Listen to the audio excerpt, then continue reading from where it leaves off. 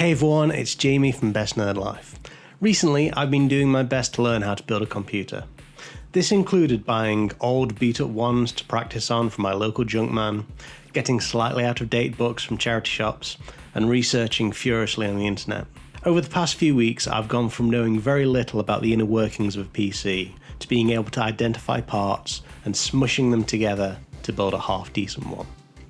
Pretty proud of myself. It's been an enjoyable endeavour.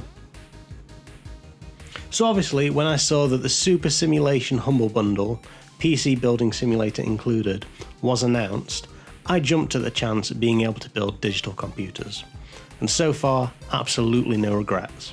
Produced by the Irregular Corporation and Claudio Kiss, sorry if I butchered that, PC Building Simulator lets players get their digital mitts on a ton of real-world, officially branded parts and components that they can then combine together into some impressive creations. Whilst not 100% accurate, PC Building Simulator helps the player learn the basics of how to put a computer together, then how to diagnose and troubleshoot it. Even things like benchmarking with 3D Mark come into play, not to mention a whole host of other things related to the subject. All this without having to worry about barbecuing your CPU and dropping and smashing your very expensive graphics card. Many of the minute yet important details like making sure thermal paste is applied is present. Unclipping the annoying little latches to put in and take out your sticks of RAM, also present, etc, etc. Plenty of things are missing though. Cable management is pretty much automatic. Misplacing a tiny annoying screw is also missing from the game. Not a complete experience for sure, but one that is incredibly good at teaching how to do things via repetition. A substantial career mode, free build mode, and tutorial will get the player repairing and building lots of machines. In career mode, the player inherits their uncle's failing PC repair business and must build the company's reputation and bank balance back up. Tasks include anything from simple virus scans to full-blown build from scratch jobs. These can be accessed, accepted, and sent back via the email system on the main office computer. This aforementioned computer is also used for a myriad of other things, like buying computer parts. One delightful detail that I noticed straight away is that this office computer sourced its background image from my very own real-world computer. A nice little touch. Once a job is accepted, a box containing the beat-up piece of tech is deposited in the office the following morning. It's then up to the player to pick up the machine, pop it on one of the workbenches and get fixing. Each job has objectives and a budget that the client expects to be met. As the game progresses, these objectives become less obvious, with the client mentioning them in their email, so it's always worth reading the email very carefully. If they mention that they keep getting funny pop-ups, chances are they have a virus that you need to clean up, in addition to the main job of upgrading the graphics card, for example.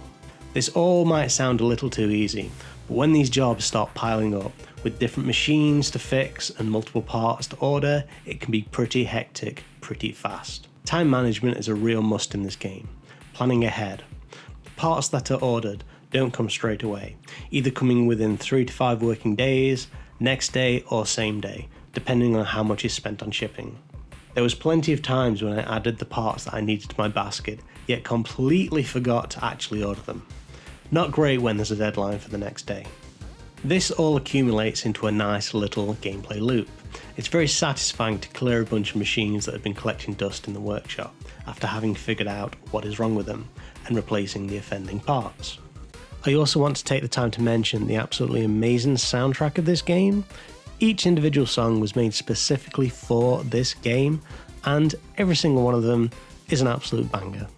Overall, there's a good amount of content in this game for PC building enthusiasts and newcomers alike. Although, as with many of these simulator games, unless you have an invested interest in the subject matter, it's probably best avoided.